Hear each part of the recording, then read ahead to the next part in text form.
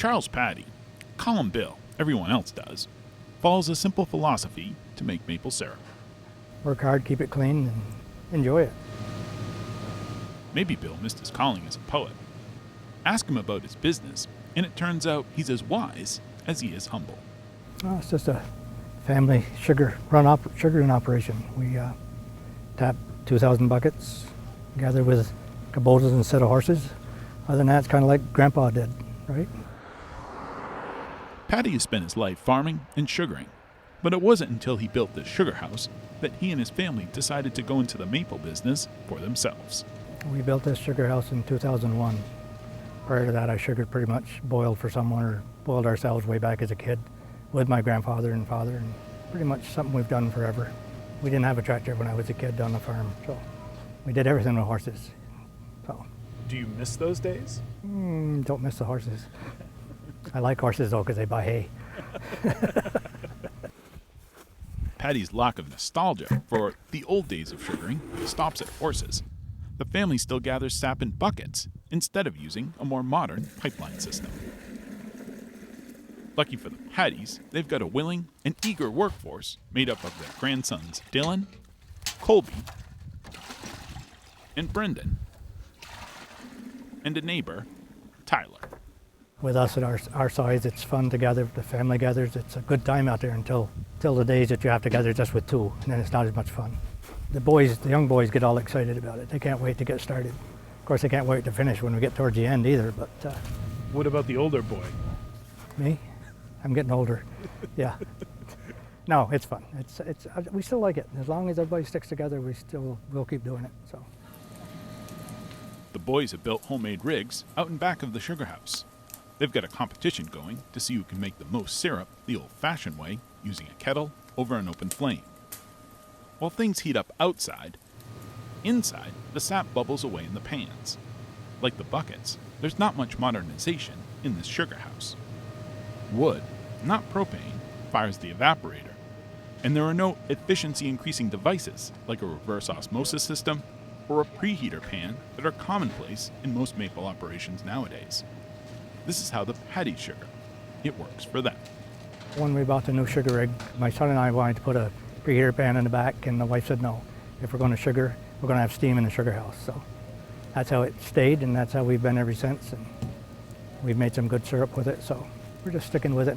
It's a big expense. The RO's a lot of money, and you got to have the building to store the RO in to keep it heated. And like I said, it's just a family project that we enjoy doing it and doing it this way. No need to spend that extra money to have fun. Well done. You've been good. A sugar maker is both scientist and artist. Technology boosts efficiency and increases profits, but the process of making maple syrup is only the means to an end. The product is what matters most. Mark Isselhard works as a maple specialist for University of Vermont Extension. The small operations, ones that might use buckets, are really important to the image, the marketing of maple, because a lot of times the story of maple is told with this older technique of collection. It's not so much the process as it is the product that's critical. Making sure high quality product across the board is what's important. Like I said, it started out good early, February. Yeah. And then after that... Garth snowstorm, it's been Atherton quite has known slow. Bill for years. Yeah. He's a sugar maker too, and has worked as a maple equipment salesman. Right. It was Garth who emailed across the fence to tell us about his friend and the award-winning syrup he and his family produce. I've been to over 30 international and North American Maple Syrup Council meetings, and my knowledge, I've never seen one person win more than one award.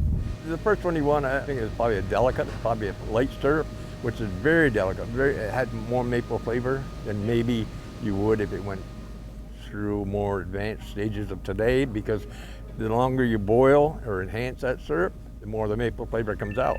You know what I mean? So that's what impressed me with it. You know, it's a family operation, and I think they do a super job. It ties the family together, and they have a wonderful job doing it. And I really enjoy coming up and meeting with them every year. You know, The Pattees had placed first twice and were awarded Best in Show in 2010 by the North American Maple Syrup Council, an international organization made up of 16 states and Canada.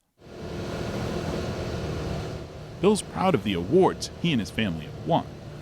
It probably won't come as a surprise that accolades and prizes aren't why he's a sugar maker. What do you like about this time of year? Summer's coming. No, it's a lot of fun. It's the last thing you do before, the winter's over, and it's just fun to be out there doing it, making some good syrup. We had the land, we had the maple trees, so we just wanted to do it for the kids. It's like Bill says, work hard, keep it clean, and enjoy. It's how the Pattee family makes maple and lives life. In Enosburg Falls, I'm Keith Silva with Across the Fence.